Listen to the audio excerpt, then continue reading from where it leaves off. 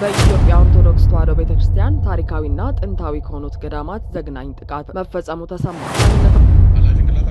የኡስታዝ ሁሱና የፎይ ጉዳይ ከምን ደረሰ? መረጃ ይዘናል። አቡነ ፋኑኤል ቤታቸውን በመስጠታቸው ሐሴት ተሞሉ። እውነቱንም ተናግረዋል። ለምን ለመቄዶንያ ተሰጠ? አቡነ ማርቆስ መልስ ይሰጣሉ። የጴንጤዎች ጩኸትና የጳጳሳቱ ጉዳይ ያቆሙትን መሰዊያ እናፈርሳለን። ፍልፍሉ ተስቤ መጥቼ ተራማጅ ሆኜ ሄጃለሁ።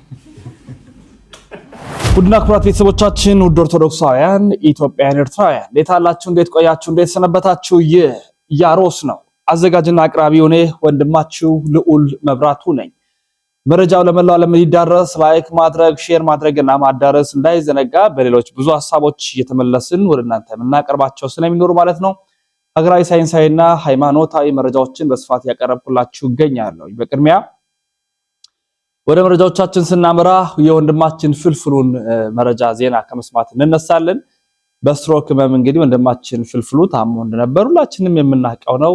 ሆስፒታል ላይም ተኝቶ እንደነበር እያንዳንዱን የሱን መረጃዎችም ስንከታተል ስናቀርብላችሁም እንደነበር እሙን ነው።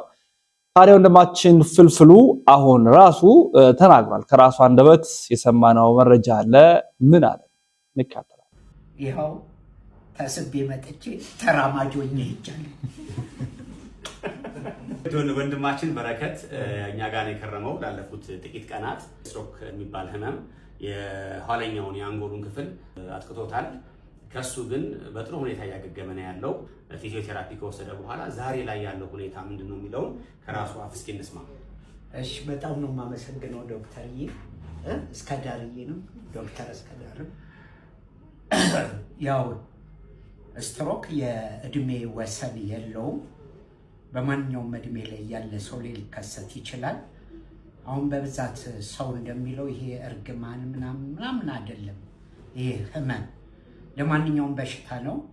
ሕክምናውን በስነ ስርዓት ከተከታተሉ ሊሻል ይችላል። አሁንም የደረሰብኝ ስትሮክ ከኋላ ነበረ። አሁን በፊት መራመድ አልችልም ነበር። ይሄው አሁን መራመድ እችላለሁኝ።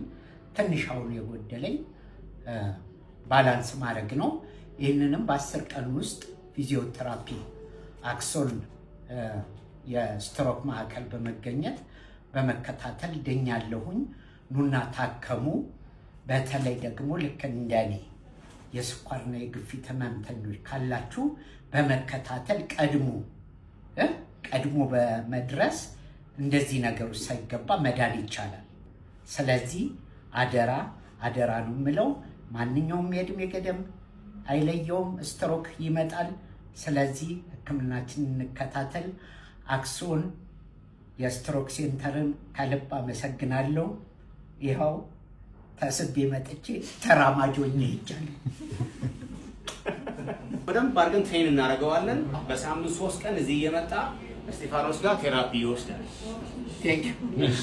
እቃችሁን ጠብቁ። ውጭ ነው ማለት ነው።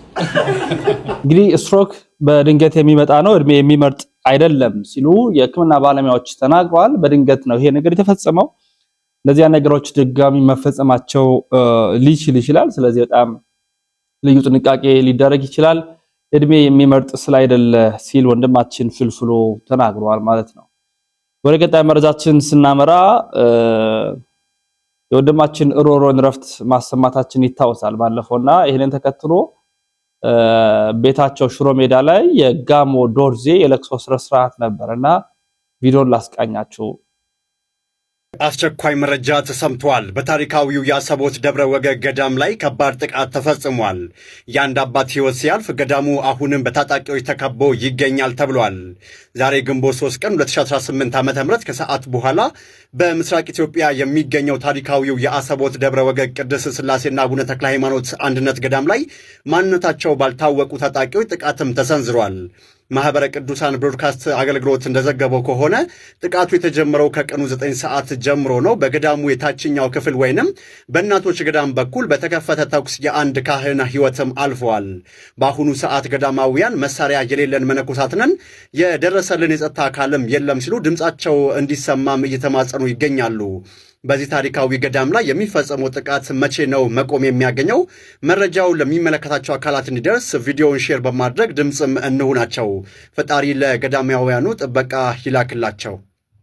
በኢትዮጵያ ኦርቶዶክስ ተዋሕዶ ቤተክርስቲያን ታሪካዊና ጥንታዊ ከሆኑት ገዳማት ዘግናኝ ጥቃት መፈጸሙ ተሰማ። ማንነታቸው ባልታወቁ ታጣቂዎች በገዳሙ ላይ በተከፈተ ቀጥተኛ ተኩስ አንድ የገዳሙ ካህን ለህልፈት መዳረጋቸው ተረጋግጧል። እንደ ገዳማውያኑ ምስክርነት ጥቃቱ የተፈጸመው ትናንት እሁድ ከሰዓት በኋላ 9 ሰዓት ገደማ ሲሆን ታጣቂዎቹ ከገዳሙ ታችኛው የእናቶች ገዳም በኩል በከፈቱት ከባድ ተኩስ ነው ካህኑ የተገደሉት። መረጃውን ለማህበረ ቅዱሳን ቴሌቪዥን በስልክ ያደረሱት የገዳሙ አባቶች እንደገለጹት ታጣቂዎቹ ገዳሙን ዙሪያውን ከበው ተኩስ በመክፈታቸው እስከ ትናንት ምሽት ድረስ የተገደሉትን ካህን አስክሬን እንኳን ማንሳት እንዳልተቻለ በምሬት ተናግረዋል። የአሳዛኝ ክስተት በታላቁ ገዳም ላይ ሲፈጸም በአቅራቢያው ያሉ የጸጥታ ኃይሎች መረጃው ደርሷቸው የሚሆን ሳይደርሳቸው እስካሁኗ ሰዓት ድረስ በስፍራው አለመድረሳቸው ገዳማውያኑን ለከፋ ስጋት ዳርጓቸዋል። አባቶቻችን በሰጡት ቃል እኛ ገዳማውያን ነን፣ እጃችን ላይ ምንም አይነት መሳሪያ የለም፣ ታጣቂዎች ከበው ተኩስ እየከፈቱብን ይገኛሉ። የሚመለከታቸው አካላትና አባቶቻችን መረጃውን በፍጥነት አድርሱልን፣ ድረሱልን በማለት የድረሱልን ጥሪ አቅርበዋል። በአሰቦት ደብረ ወግ ቅድስት ስላሴና አቡነ ተክለ ሃይማኖት አንድነት ገዳም ላይ ተመሳሳይ ጥቃቶች በተደጋጋሚ ሲፈጸሙ መቆየታቸው ይታወሳል። በዚህ ምክንያት በርካታ ገዳማውያንና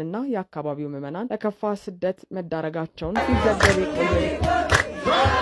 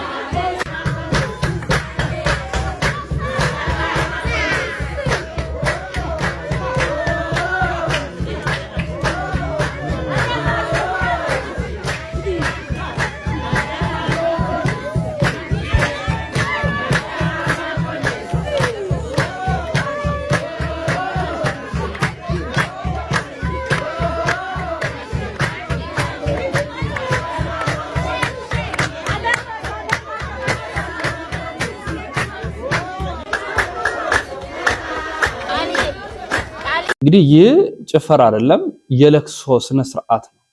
እንደምናስታውሰው ተገኝ ባልቻ ወይንም ሮሮ ተብሎ የሚጠቀስ ወንድማችን በፖሊስ ተተኩሶ እንደተገደለ ይታወሳል።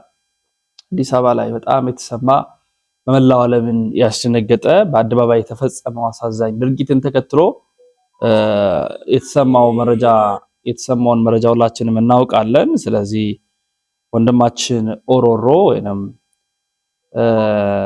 ተገኝ ባልቻ ላይ በተፈጸመው አሳዛኝ ድርጊት የተሰማቸውን ጥልቅ ሐዘን የገለጡበት ክፍል ነው። ይሄንን ሳልጨርስ ምን አይነት ዘመን ላይ እንዳለን በዚህ ካናዳ ካሊጋሪ ላይ ያላችሁ ኮሜንት አድርጉልኝ። ያው እዛ ነበርኩ ለቅሶን ተካፍያለሁ ያላችሁ ጻፉልኝ። ምን አይነት ዘግናኝ ምን አይነት አሳዛኝ ነገር ተፈጸመ እንመልከት። መቼም በእኛ ዘመን የማንሰማው ጉድ የማናየው መዓት የለም። ለጉድ የተፈጠርን ፍጥረቶች ነን እኛ።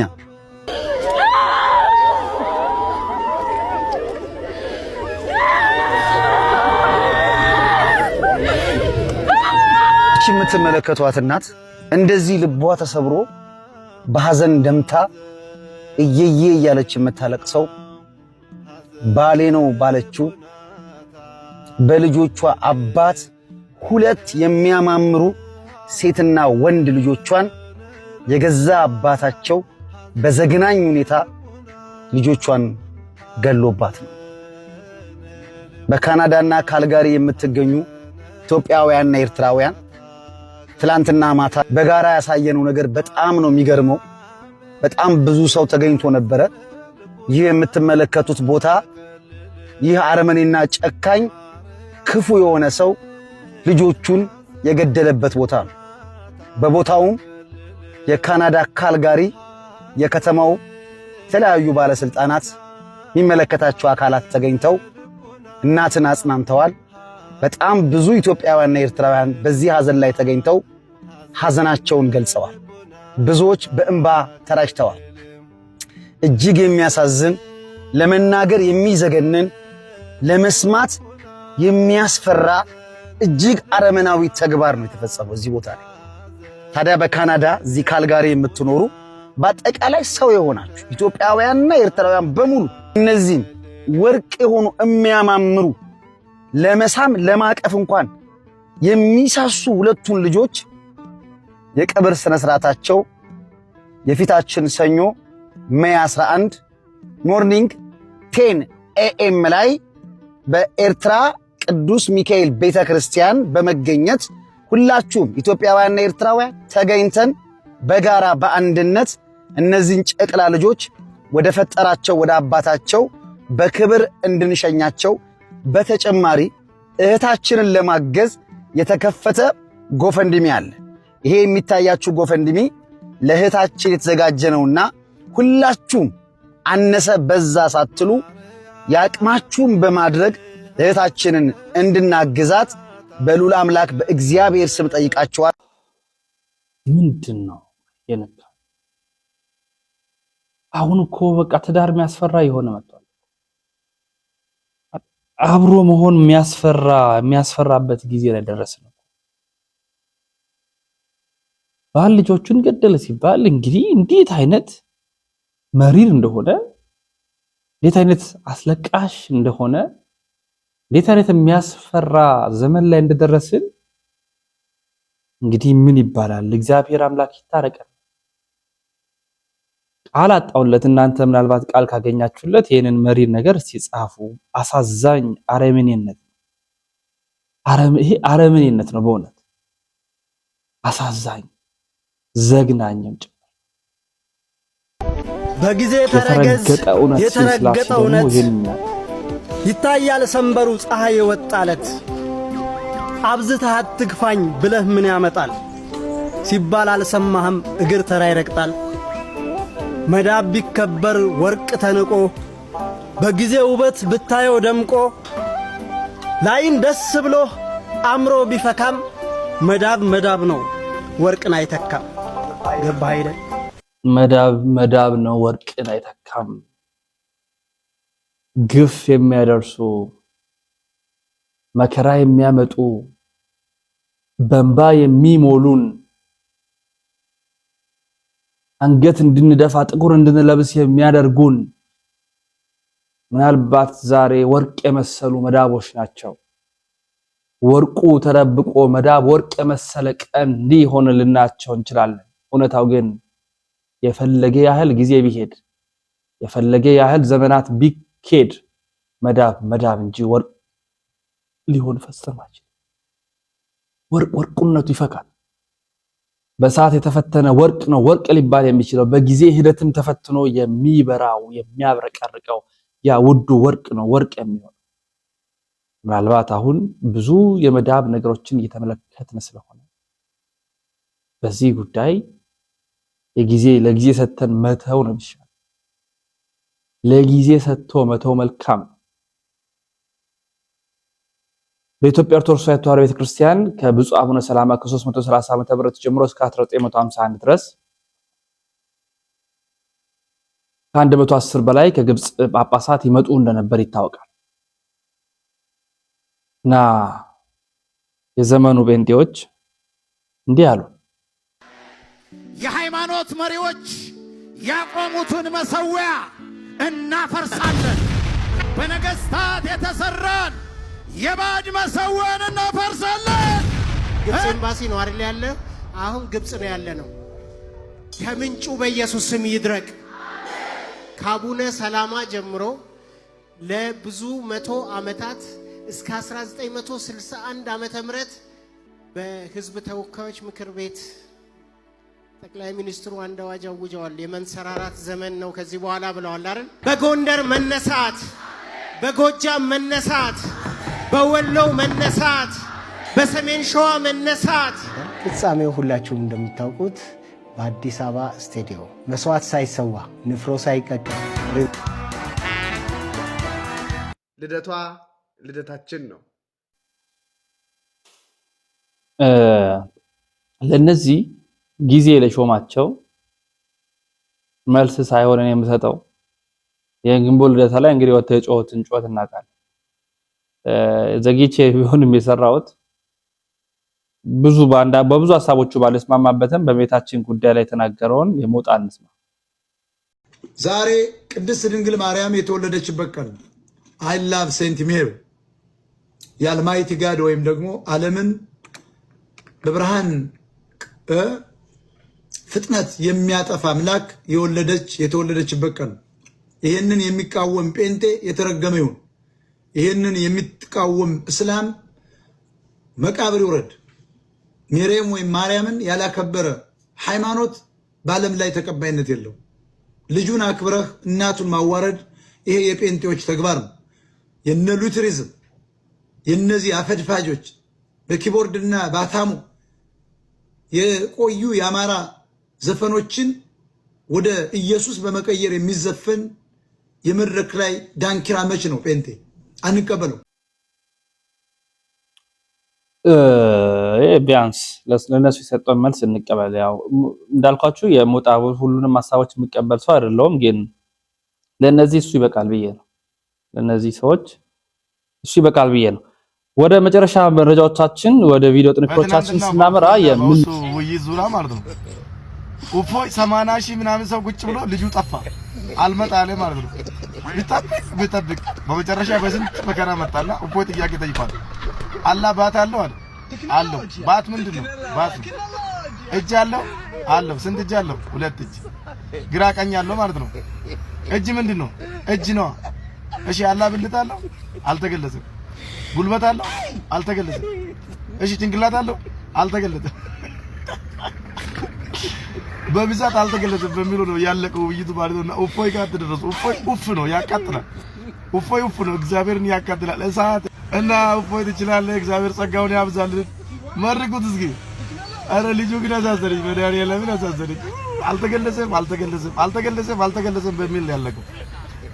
አላህ ጭንቅላት አለው የለውም? እሺ አላህ ጭንቅላት አለው የለውም የሚል በቁርአንም በሆነ በሐዲስ ላይ አልተገለጸም። ስለዚህ አላህ ጭንቅላት ሊኖረው በቁርአንም በሐዲስም አልተነገረም። የለውምም አለውም አትልም። ስለዚህ ጭንቅላት ሊኖረውም ይችላል ላይኖረውም ይችላል። አንገትስ አለው የለውም? እርሱም አልተገለጸም። ብልትስ አለው የለውም? እርሱም አልተገለጸም። ስለዚህ አላህ ወንድ ሊሆን ይችላል፣ ሴት ጾታ ሊኖረው ይችላል። ኦኬ ጉልበት አለው የለውም? አልተገለጸም። ባትስ አለው የለውም? አለ። ስንት ባት ነው ያለው? ባት ተብሎ የተገለጸው በቁጥር አልተገለጸም። ኦኬ ባት ማለት ምን ማለት እንደሆነ አስረዳኝ። ባት ማለት እንዴት ብሎ ነው የጠየቀው? የፈጣሪ መገለጫዎች አይመረመሩ። አላህ ስብሐነሁ ወተዓላ ስለ ራሱ ባት ምንድን ነው? ባት ምንድን ነው? ባት ነው። ባት ምንድን ነው? ባት ነው አይለኛል። ጥያቄ እኮ እየጠየቅኩ ነው። ባት ነው ይለኛል። ባት ምንድን ነው? ባት ምንድን ነው? እጅ ምንድን ነው ተብሎ ይጠይቃል። አላህ ስንት እጅ አለው? አላህ ስንት እጅ አለው? አላህ ስብሐነሁ ወተዓላ 2 እጆች አሉት። ኦኬ ቀኝና ግራ ነው ወይንስ ቀኝ እጅ ብቻ ነው ያለው? ቀኝና ግራ። ኦኬ ስለዚህ ዳይሬክሽን ዳይሜንሽን አለው ማለት ነው። አላህ የፍጡር ባህሪን እንደሚያካብበው እየነገርከኝ ነው። እናመሰግናለን። እንደሱ ብሎ የተደጎመ አንድ ሰው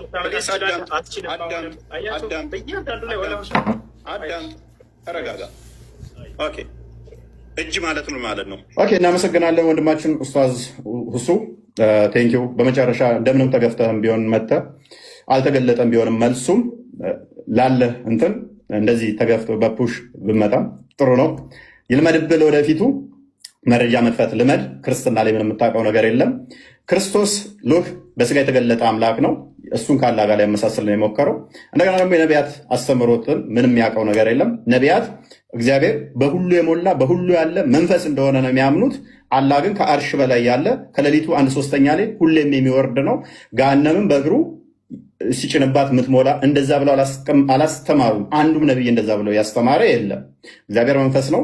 እንደዚህ አካል ክፍሎችን ፓርቶችን በመስጠት ሆኑ በፓርቶች የተገነባ ነው ብለው የሚያምኑ አይደሉም። ነቢያቶች አምላካችን ጭንቅላት ይኑረው አይኑረው፣ ብልት ይኑረው አይኑረው፣ አንገት ይኑረው አይኑረው አናቅም ብለው ያስተማሩበት የለም። ወንድማችን አናቅም በሚል ነው። ስለዚህ የሚያውቀው ምንድን ነው? እግር ነው፣ እጅ ነው፣ ከዛ ባት ነው የሚያመልከው ወንድማችን። እግር፣ ባት፣ እጅ ነው። ይሄ የአምላክ ባህሪም አይደለም በመሰረቱ ማለት ነው። ስለዚህ ፈጣሪን የሚያካብበው የሚያዋስነው የሚያካልለው ምንም ነገር የለም። ግራ ቀኝ፣ ፊት ኋላ፣ እታች ላይ ተብሎ ለፈጣሪ አይነገርም። ከስፔስ እና ፕሌስም ውጪ ያለ ሁሉን የፈጠረ ሁሉን ያስገኘ ሁሉን የሰራ ነው። የዚህ አምላክ ግን ጭንቅላት ይኑረው አይኑረው እንኳን አያውቅም። ጭንቅላት የሌለውን አካል የምታመልክ ከሆነ አስቸጋሪ ነው። አላህ ይሮጣል ይላል፣ በምንድን ነው የሚሮጠው? አያውቅም። አላህ ይስቃል ይላል፣ በምንድን ነው የሚስቀው? አያውቅም። ሊትራሊ እንወስዳቸዋለን ብሎ ስለሚያምን ማለት ነው። እኛ ጋር የሚጠቀሱት ሜታፎር ናቸው። አካላት ከተጠቀሱም በግብር አካላት እጅ ቢባል እጅ እንኳን ክርስቶስ የአብ እጁ የአብ ክንዱ ተብሎ ይተረጎማል። የአብ እጁ ነው የአብ ክንዱ ነው ተብሎም ይተረጎማል ማለት ነው። በቃሉ ስለተፈጠረ በእጁ ሰራ ቢባል እንኳን ሁሉ የተፈጠረው በቃል ነውና ሎክ እግዚአብሔር በእጆቹ ሰራ ቢባል እንኳን ቅድም ስላመጣው ማለት ነው ያ ሁሉ የሆነው በቃል ነው። ዮሐንስ ወንጌል ምዕራፍ 1 ቁጥር 3 ላይ እንደሚናገር ሁሉ በቃል ሆኗል ስለሚል ማለት ነው። ታይሜን ጨረስኩ። እሺ ደቂቃ ያዘልኝ። አመሰግናለሁ። እሺ እንግዲህ እፎይ በመጨረሻ መረጃዎቻችን ወደ ቪዲዮ ጥንክሮቻችን ስናመራ የምናገኘው የብፁዕ አባታችን ብፁዕ አቡነ ፋኑኤል ጋር የተገናኘው ነው። ብፁዕ አባታችን ብፁዕ አቡነ ፋኑኤል ለዚህ ለመቄዶንያ አረጋውያን መርጃ 120 ሚሊዮን በወቅቱ 3 ሚሊዮን የሚገመት ቤታቸውን ማስረከባቸውን ተከትሎ ብፁዓን አበው ሊቃነ ጳጳሳት ታድመውበታል፣ ተገኝተውበታል፣ ሰጥተዋል ማለት ነው። እጅግ ደስ የሚያሰኝ ነበረ መርሃ ግብሩ። በዚህ መርሃ ግብር ላይ የተላለፉትን ሐሳቦችን ማነሳላችኋለሁ። በቅድሚያ ግን ለምን ለመቄዶንያ ተሰጠ የሚለውን የብፁዕ አቡነ ማርቆስን ላሰማቸው። የሌላው አሉባልታውን ለሱ ምን ለሌላ ነው እንጂ ክርስቶስ ቆይ እንደው ጋኔን አለበት ተብሎ የለ። ቆይ እንደው ሲያስቡት አሁን ለገዳሙ ለትምህርት ቤቱ ገዳሙ ለዛፉ ነው ለምን ለሰው አይደል እንደሚሰጥ እኒህ ለሀገር የወደቁ የደከሙ ስንት ሀገር ያለሙ አረጋውያን ተቀምጠው ወይ ትምህርት ቤት ምን ሊደረግ ነው? በጎ ስራ ሊማራል እንዴ ሰው? እና ይሄ በእውነቱ እኔ እንደውም አልጠበቅኩም። እሱ ላይ ይሄ ምንም አቧራ ነው ማራገፍ ነው እንጂ እንደ የትኛው ሐዋርያ ነው መችስ ክፉ ሰርቶ አይደል እስከ ሞት እኮ። እና ይሄ ምንም በእውነቱ ባይባሉ ነው። አሁን ይሄ የእውነቱ ትርጉም ነው እኮ። ሌላ ክፉ ነገር እኮ ቢነገር አንድም በሚዲያ አይወጣም ነበር፣ አይወጣም። እና እናንተ ባለሚዲያዎችም እባካችሁ ተው፣ አዎ ጥሩ ነገር አስተላልፉ። እንደው የምትሰሙ በውጭም በውስጥም እርግማን ነው ይሄ። በሰው ቤት ገብታችሁ እንዴ እንደው ለእናንተ ወይም ከሆነ መቄዶንያ ግቡና አብራችሁ ተረዱ። በእውነት ሌላ ምን ይባላል? እኔ እንደዚህ ነው የተሰማኝ በእውነት። እንዴ ወበዝ ምን ነካችሁ በእውነት? እንደው እንዲህ ያለ አባት ይጨምርልን፣ እድሜ ይስጥልን። እንደው ሁሉንም ብሎ ሞራል ይሰጣል እንጂ እርግማን ሰው በሰጠው አበበ በጠጣ እንደው ገሌ ሰከረ እንዴ! በጣም ነውር ነው በእውነቱ። ይሄ እኮ የቤተ ክርስቲያኑ የመጀመሪያ ስራ እኮ ነው። መቼስ ከክርስቶስ ትምህርት ውጭ የቤተ ክርስቲያን ስራ እኮ የለም። ኋላም እኮ መንግስተ ሰማያት ሂዱና ነው የሚልበት ቃል ብራብ አበላችሁ ነው፣ ብጠማ ጠጣችሁ ነው፣ ብራቆት አለበሳችሁ ነው። እንዲህ ሌላ ምን ቃል አለ በእውነቱ? እና ይህን አስተውሉ ወጣቶች። አዎ። እና ስለዚህ እኔ አላበዛም በእውነቱ። ብዙ መናገር አልቸገረንም፣ ትንሽ መስራት ነው። አሁን በጣም የተቸገርነው የሚዋራ አልጠፋም፣ ግን የሚሰራ የለም። እና ስለዚህ አባታችን ይህማ የቅዱሳን ሌላ ምን የትኛው ሐዋርያ ነው ክፉ ሰርቶ መከራ የተቀበለ እንዴ? ደግ ሰርቶ አይደል እንዴ? ይህማ ዝም ብለው እንደው ታንኪው እያሉ መቀበል ነው ያለበት። እና በእውነት መኩሪያችን እንዲያው ምሳሌያችን ክርስቶስ ከኔ ተማሩ ብሏል። እኛ ደግሞ በእውነት ከሱ እንድንማር ሌላ ምን ይባላል? እንግዲህ በሚዲያው ላይ ሲራገብ የነበሩ ብዙ ሐሳቦች ነበሩ። ከየት አመጡ፣ እንዴት አመጡ ምናምን የሚል ትክክል ያልሆኑ ነገሮችን በብፁዕ አባታችን ላይ ሲደረግ ሲካሄድ ነበረ።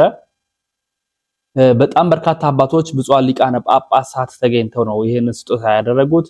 እንዴት አንድ ሊቀ ጳጳስ ራሱ ሊሰደብ ይችላል? ይሄ እኮ መርገም ነው፣ ይሄ እኮ ሲኦል የሚያወርድ፣ ይሄ እኮ ኃጢአት ነው ሲልም ዶክተር ቢኒያም የመቄዶንያ መስራች ወንድማችንም ሲናገር ሰምተናል። ከራሳቸው ከብፁዕ አቡነ ፋኑኤል የዋሽንግተን ዲሲ እና አካባቢው ሀገረ ስብከት ሊቀ ጳጳስ የቅዱስ ሲኖዶስ አባል አንደበትም ሙሉ ታሪኩን እንሰማለን። ላይክ ያደረጋችሁ ሼር ሰብስክራይብ ያደረጋችሁ ስለምትከታተሉ እጅግ አድርጌ አመሰግናለሁ። ግን ላይክ አታርጉም ማለት ይሄ እንኳን ይከብዳችኋል። በጣም ነው የሚያስገርመኝ። ኮሜንት አድርጉ። ቀጥታ የመጨረሻ ቪዲዮአችን ነው፣ ተከታተልን እንመለሳለን።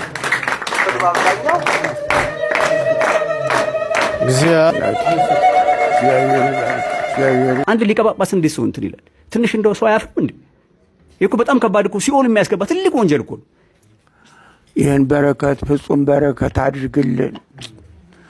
ለሚቀበሉትም ለሚሰጡትም ሕይወቱን ጤንነቱን ሰጥተህ ጠብቅልን። የምሕረት አምላክ ሆይ በምሕረት አስበን። አሜን። አቡነ ዘበሰማያት እግዚአብሔር ይባርክልን። እግዚአብሔር ይባርክ። ብፁዕ አቡነ ፋኑኤል ሊቀ ጳጳስ ይህንን ሕንፃ ለመቄዶንያ የበጎ አድራጎት ማህበር በስጦታ አበረከቱ። ግንቦት 2 2018 ዓመተ ምህረት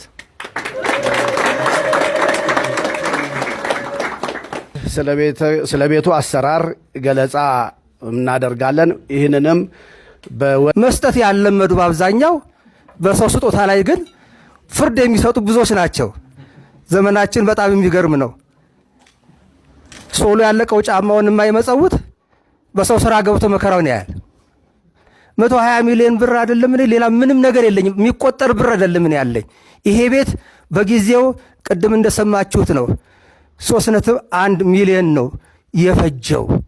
ይሄ ቤት ከ21 ዓመት በፊት እንግዲህ የነበረውን ዋጋ ታውቃላችሁ።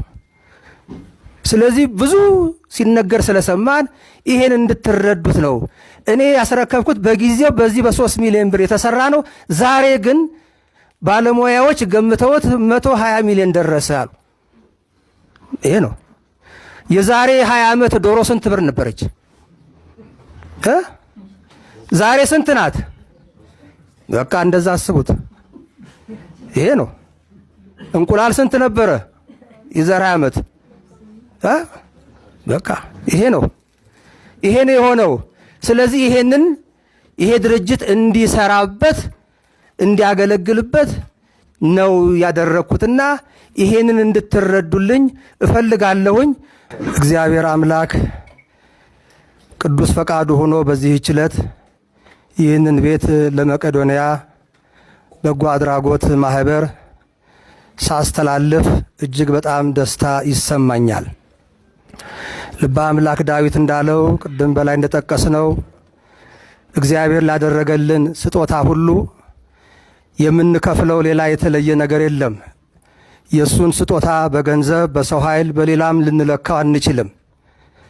ስለዚህ እግዚአብሔር የሰጠኝን መልሼ ለራሱ ነው። ምክንያቱም ቅዱስ ቃሉ እንደነገረን እንዳስተማረን ድሆች የእግዚአብሔር መገለጫዎች ናቸው። በወንጌል ተጽፎ እንደምናየው በማቴዎስ 25 ላይ እንደተጻፈው ጌታ ተርቤ አላበላኸኝም፣ ተጠምቼ አላጠጣኸኝም፣ እንግዳ ሆኜ አልተቀበልከኝም፣ ታርዤ እያለ ይህን ሲዘረዝር ያ ያደረገው አካል የት አግኝተንህ ይህን ሁሉ እንደው በከንቱ ስለወደድከን ነው እንጂ እኛ መቼ አድርገን ብሉት አድርጋችሁታል። ለአንዱ ደካማ ያደረጋችሁት ለእኔ ያደረጋችሁት። በተቃራኒው እነዚያ ደግሞ አንተ እኔ ነኝ ብለህ መጥተህ መቼ ከለከልንህ፣ በከንቱ ተከሰናለህ፣ ተወቅሰናለህ ባሉት ጊዜ ከመካከላችሁ ላሉ ለአንዱ ምስኪን ያላደረጋችሁት ለእኔ ያላደረጋችሁም ነው ያላቸው። ስለዚህ ይሄ ቃል በተግባር መለወጥ የእያንዳንዱ ክርስቲያን ግዴታው ነው። ስለዚህ እኔ ይህንን ቤት ቅድም በመግቢያውም ወንድሜ አማኑኤል እንደተገለጸው አቶ አማሃም እንዳሉት ይሄ ቤት ሲሰራ እኔ አንድ መነኩሴ ነኝ። በዚህ ሁሉ ቤት ውስጥ ለመኖር አይደለም፣ ዓላማ ነበረው። ነገር ግን ያንን ዓላማዬን ይዤ በዚህ ለመኖር ግን እድሉን አላገኘሁም። ምክንያቱም ሀገረ ስብከቴ በውጭ ሀገር ስለሆነ እዚህ መቆየት አልቻልኩም። በዚህ ምክንያት ከዚህ ቤት የሚገኘው ገቢ ቅድም እንደተጠቀሰው ለበጎ ስራዎች ሲውል ኖሯል። ይሄ ቤት ጠቅላላ ስራው 3 ዓመት ነው የፈጀው። ከስራው በኋላ 19 ዓመቱ ነው። ይሄንን እንግዲህ ለማስተዳደር ለመምራት እኔ በቦታው ስለሌለው የኔን ስራ ወይም የኔን ሐሳብ የሚያስቀጥልልኝ አካል ያስፈልገኛል ብዬ ለረጅም ጊዜ ሳስብ ነበረ። በዚህ ምክንያት ይሄንን ተግባራዊ ያደረኩ። ብዙ ሰዎች አስተያየት ሰጥተዋል። የሁሉንም አስተያየት በአድናቆት በደስታ አስተናግዳለሁ። ለምን ይሄ ቤት ለገዳም ቢሰጥ፣ ለቆሎ ትምህርት ቤት ቢሰጥ፣ ለእንዲህ ቢሰጥ እያሉ መስጠት ያለመዱ በአብዛኛው በሰው ስጦታ ላይ ግን ፍርድ የሚሰጡ ብዙዎች ናቸው። ዘመናችን በጣም የሚገርም ነው። ሶሎ ያለቀው ጫማውን የማይመጸውት በሰው ስራ ገብቶ መከራውን ያያል። ሁሉም የጽድቅ ስራ ናቸው። እኔ ግን ይሄን መረጥኩ። የመምረጥ መብት አለኝና ድሆችን የመደገፍ ነዳያን የመደገፍ የሚለው ላይ ልቤ ያደላ። ገዳም ጠልቼ አይደለም፣ መነኩሴ ነኝ። ግን ልቤ ያደላው እዚህ ላይ ስለሆነ ነው። ስለዚህ ልቤ ወዳደላው በሺ የሚቆጠሩ በጎ አድራጎት ድርጅቶች አሉ። ሁሉም ግዴታቸውን እየተወጡ ነው። ከነዚያ ሁሉ ደግሞ በመቄዶንያ ላይ ልብ ያረፈ ሰው ገበያ ሄዶ የሚገዛው ልብ የወደደውን አይኑ የወደደውን ነው። ስለዚህ ልቤ ስለወደደ ለመቄዶንያ ሰጠው እንጂ ያ ማለት ሌሎቹ ስራ ላይ አይደሉም ማለት አይደለም። ግን ሁሉን መሆን አይቻልም። ጥቂት ሰዎች ደግሞ ምን አለ ቤቱ ተሸጦ ለዚህ ይሄን ያህል ሚሊዮን ለዚህ ይሄን ያህል ሚሊዮን ብታካፍላቸውስ የሚል አስተያየትም ሰምቻለሁ። ያ አይደለም ፍላጎቴ። እኔ ሰው ነኝ፣ አልፋለሁ። ልጅና ህንፃ ስም ያስጠራል። ስለዚህ ይሄ ህንፃ የኔ ስም መኖር አለበት። ነገ ስሞት እንደተባለው እኔ ልጅ የለኝም። ስለዚህ ይሄ ህንፃ ለአንድ ድርጅት ተሰጥቶ ያ ድርጅት እንዲጠብቀውና ታሪክ እንዲሆን ነው። በዚህ ምክንያት ነው የተመረጠው። ቅድምም ተነግሯል። 120 ሚሊዮን ብር አይደለም እኔ ሌላ ምንም ነገር የለኝም። የሚቆጠር ብር አይደለም እኔ ያለኝ። ይሄ ቤት በጊዜው ቅድም እንደሰማችሁት ነው 3.1 ሚሊዮን ነው የፈጀው። ይሄ ቤት ከ21 ዓመት በፊት እንግዲህ የነበረውን ዋጋ ታውቃላችሁ። ስለዚህ ብዙ ሲነገር ስለሰማን ይሄን እንድትረዱት ነው። እኔ ያስረከብኩት በጊዜው በዚህ በ3 ሚሊዮን ብር የተሰራ ነው። ዛሬ ግን ባለሙያዎች ገምተውት 120 ሚሊዮን ደረሰ አሉ። ይሄ ነው። የዛሬ 20 ዓመት ዶሮ ስንት ብር ነበረች? ዛሬ ስንት ናት? በቃ እንደዛ አስቡት። ይሄ ነው። እንቁላል ስንት ነበረ የዛሬ 20 ዓመት? በቃ ይሄ ነው። ይሄ ነው የሆነው። ስለዚህ ይሄ ድርጅት እንዲሰራበት እንዲያገለግልበት ነው ያደረኩትና ይሄንን እንድትረዱልኝ እፈልጋለሁኝ። በእውነት ብፁዓን አባቶች ከልብ አመሰግናለሁ። ውዱን ጊዜያችሁን ስብሰባ ላይ ነው፣ የሲኖዶስ ስብሰባ ላይ ነን ያሉን ታውቃላችሁ። የነበረቻቸው ረፍት ዛሬ ብቻ ናት። ይህችን ግን መስዋዕት አድርጋችሁ እኔን ወንድማችሁን የኔ ስራ የናንተም ስራ መሆኑን አምናችሁ ይሄም የናንተንም ኃላፊነት የጋራ ኃላፊነታችን ነው። ይሄንን ለመወጣት ውድ ጊዜያችሁን ስለሰጣችሁኝ እያመሰገንኩ ክቡር ዶክተር ቢንያም የቤቱን ሰነድ ካርታ እንድትረከብልኝ ከብፁዕ አቡነ ዲዮስቆሮስ በትህትና ጠይቃለሁ። ይሄ የቤቱ ካርታ ነው። ይህንን ሰነድ ብፁዕነቱ ያስረክቡልኝ።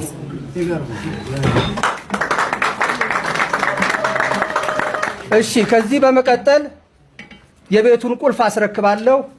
ይህ ቁልፍ የዚህን የመቄዶንያን ይህን ቤት በር የሚከፍት ብቻ ሳይሆን ለምጽዋት የተቆለፉ ልቦችን የሚከፍት ቁልፍ ነው። ይህ ቁልፍ ልባቸው ለፍቅር፣ ለሰላም፣ ለአንድነት ለተቆለፈባቸው ሁሉ ልቦናቸውን የሚከፍት ቁልፍ ነው። ይህ ቁልፍ አንደበታቸው እንደመጣላቸው ክፉን ለሚናገሩ ዘመኑ የመርገም ዘመን ነውና የስድብ አፍ ይሰጣቸዋል እንዳለው እነዚህ አፎች ለሰላም እንዲከፈቱ የሚያደርግ ቁልፍ ነው። ስለዚህ ይህንን ቁልፍ ብፁዕ የሲኖዶስ ዋና ጸሐፊ ለክቡር ዶክተር ቢንያም እንዲያስረክቡልኝ በትህትና ጠይቃለሁ። እግዚአብሔር ውድ ቤተሰቦቻችን የዛሬ ቪዲዮ መረጃ ማስረጃዎቻችን ይህን ይመስላሉ። በሌሎች መረጃዎችን እንመለሳለን። እስከዚያው ተሰናበትን። ሰብስክራይብ፣ ሼር ማድረግ እንዳይረሳ። ሰናይ ቆይታ።